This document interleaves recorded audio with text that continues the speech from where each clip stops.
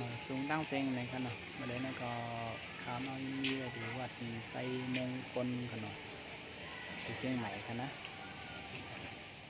ตั้งหางหลีในก็หางหลีที่ได้ค่ะเต็มกองมูเต็มวัดว่าผาสือก็หางหลีเต้ในขนาดกองมูในก็เป็นสีข้ามมาเพิ่มแล้วไหมครับพี่น้องกันเนาะจะตามไปยามมาฮอตมาถึงในก็อันกันมาเลยเยี่ยมเต้กันเลยเนาะที่ในก็เป็นตีมีสภาวะคือแคมอันนึงในก็ว่าอะไรในคณะแล้วก็เป็นตีเป็นมาเล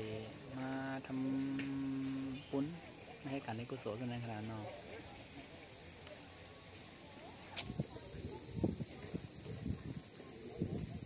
ดอกในก็เงยดีที่เด็กขนาดเลยขนาด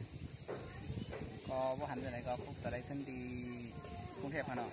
ที่กรุงเทพดีอันนี้ขนาดจุดชมวิวอากาศปังปูในขนาดนอก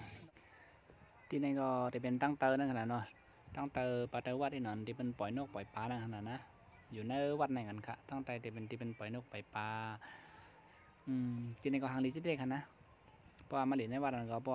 ลงมาดังหลังวัดไหนก็พอทำปุญญาก็ที่มีที่ปล่อยนกปล่อยปลาเสน่ห์ค่ะที่ในก็เสื้อสานพี่น้องเขาอยู่ที่ไกลนั่นเสื้อสานไปย้ำมาถึงนั่นกันที่อันอยู่ในเชียงใหม่นั่นกันนะก็มันกลมหูตามันขนาดมันก็ที่วัดไซมงคลเนี่ยมันมีอยู่หินกัดลงขนาดบ่อไก่กัดลงขนาดก็สามารถเชื่อตัวได้ใน Google ขนาด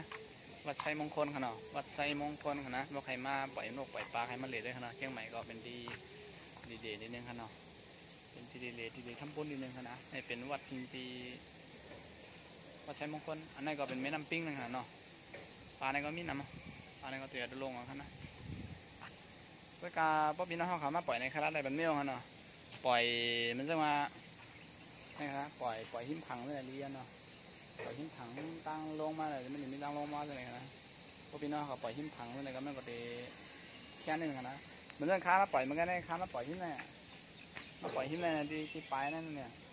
พอปล่อยลงกันก็ปลาตัวใหญ่มันมาอะไรมันติดมันกาเป็ดกำเดียวนะกาเป็ดกำเดียวมันเรื่องเขาปล่อยก็มันรู้สึกมันพอสบายใจเรื่องนั้นนะ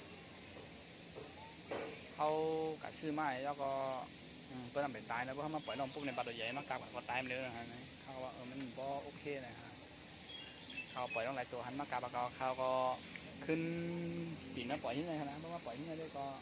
นั่นท้าตึ้งนี่มันปล่อยแค่นั้นมันก็ขวางอะไรนะก็ได้ค่ะแต่ปัญหาที่นี่นะเขาบอกมาปล่อยนกปล่อยปลาเลยนะครับปล่อยนกได้มีปัญหาครับปล่อยปลาเนี่ยได้มีปัญหาเพราะว่าปล่อยลงในปลามันตัวเล็กนะฮะเนาะปลามันตัวเล็กแล้วก็ปลาตัวใหญ่มันตีกาบก็เดียวนะฮะนะ